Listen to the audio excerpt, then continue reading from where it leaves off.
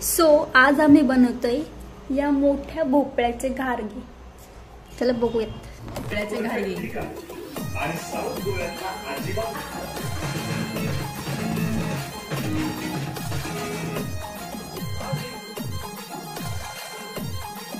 तुम्हाला माहिती नसतील तर आता या व्हिडिओमधनं तुम्हाला कळेलच नक्की काय असतं ते.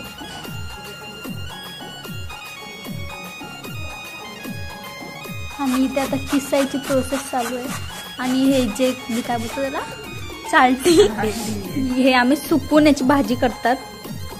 याला आम्ही सुकवू उद्यात छोटे छोटे पीसेस करून पलवा बोलतात. पलवा बोलतात. चवळी सोबत भाजी खूप छान लागते आणि आम्ही नेहमी करतो. आणि नेहमी खाण्यापासून भोपळ्याची खीर, भोपळ्याची भाजी काहीच वाया जाऊ नाही. त्याची भाजी करायची, बिया वाळवायची आणि पावसाळ्यात आल्यावरती बी लावायची. मिरची आणि चमचा आणि आता गुळ टाकतो आम्ही. साखर टाकतो, गुळ थोडं थोडंसं शिजवू द्यायचं.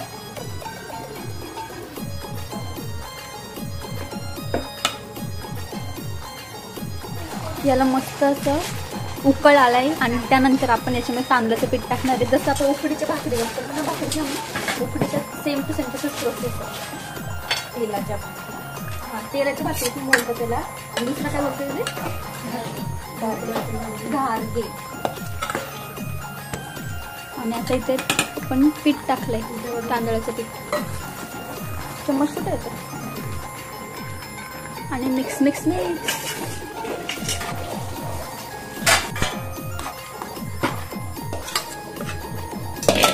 आणि नंतर पीठ ओतून घ्यायचं परतीमध्ये. आणि त्या परतीला आम्ही खालून पहिलं तेल लावलं होतं आणि त्यात आता मम्मीने थोडी हळद टाकली.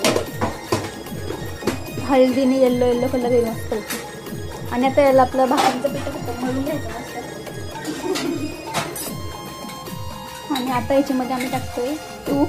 आणि हा तूप पण आम्ही घरीच बनवलेला आहे. कढवला जातो. तेच ते कढवलाय. आणि आता आम्ही त्या घारग्यांमध्ये ॲडिशनल बदाम आणि खारीक पण टाकतोय. ऑप्शनल आहे, तुम्ही नसेल तर नाही पण टाकू शकता, असेल तर टाकू पण शकता. आता मी पटापट कट करून घेतो. किती होईल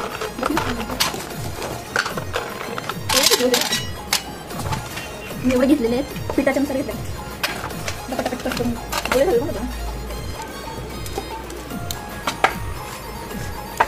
एवढे टाकते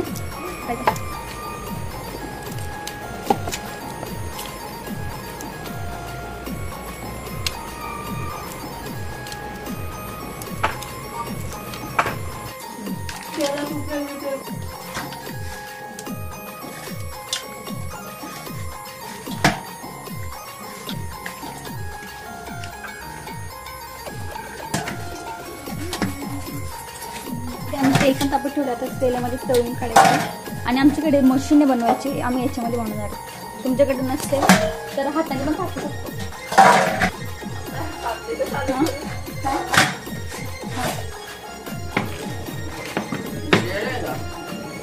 गोळ टाकले आणि आता हे वगैरे मस्त बनवून तयार झालं. आता याला डायरेक्ट उचलून तेलामध्ये टाकायचं.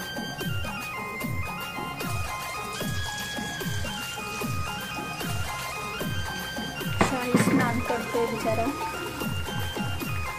आणि आता मस्त फुललाय बघा. आता मला सांगितलं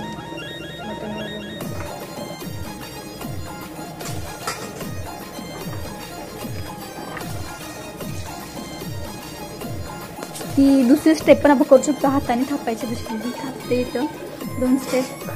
आणि इकडे मम्मी मशीनने करते, म्हणजे आमचं काम फटाफट होईल. आणि आता आपण टेस्ट करूया. बनवून झालेले आहेत आणि खूप सुंदर दिसत आहेत आणि क्रिस्पी सुद्धा आहेत. पण यांच्यामध्ये ऑइल असतं. ज्यांना ऑइल साडा नाही त्यांनी पेपरवर टॅप करून त्यांचं ऑइल काढू शकतो.